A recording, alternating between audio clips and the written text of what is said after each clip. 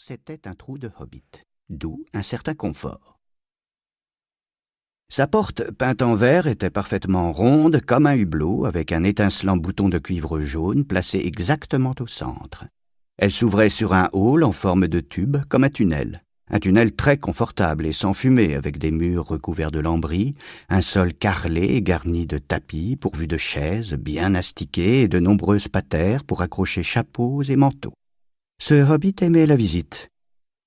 Le tunnel s'enfonçait profondément, presque en ligne droite, mais pas tout à fait, dans le flanc de la colline. La colline, comme tout le monde l'appelait, à des lieues à la ronde. Et de nombreuses petites portes rondes s'ouvraient de chaque côté, une à gauche et puis l'autre à droite.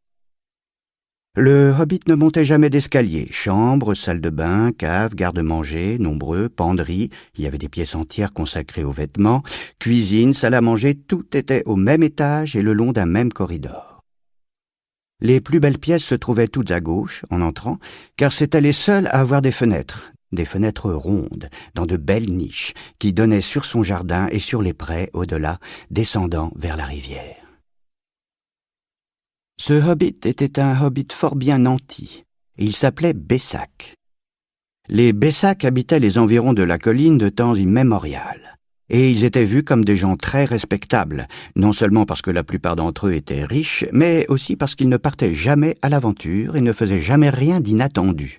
On savait ce qu'un Bessac dirait de telle ou telle chose sans être obligé de lui poser la question.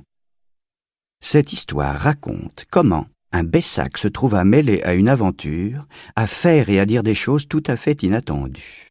Il a peut-être perdu le respect de ses voisins, mais il a gagné, vous verrez s'il a gagné quelque chose à la fin du conte. La mère de notre hobbit... Mais qu'est-ce qu'un hobbit ? Je suppose qu'il faut de nos jours en faire une description, puisqu'ils sont désormais rares et craintifs envers les grandes gens, comme ils nous appellent.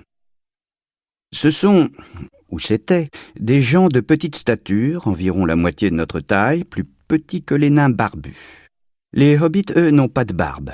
Ils n'ont à peu près rien de magique, sauf cette magie de tous les jours qui leur permet de disparaître rapidement et sans bruit quand de gros balourds comme vous et moi arrivent avec fracas en faisant un bruit d'éléphant qu'ils peuvent entendre à des centaines de pieds. Ils ont tendance à prendre du ventre. Ils s'habillent de couleurs vives, surtout de vert et de jaune, et ne portent pas de chaussures, parce qu'ils développent un cuir naturel sous la plante des pieds et une épaisse touffe de poils bruns sur le dessus, semblable à leur chevelure, qui est frisée. Ils ont de longs doigts foncés et agiles, un visage souriant et un rire franc et chaleureux, surtout après le dîner, qu'ils prennent 2 fois par jour quand ils peuvent se le permettre. Maintenant, vous en savez assez pour la suite.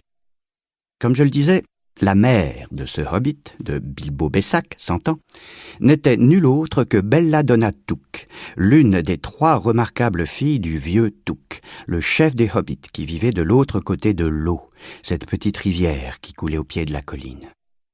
On disait souvent, dans les autres familles, que longtemps auparavant, un des ancêtres Took avait dû épouser une fée.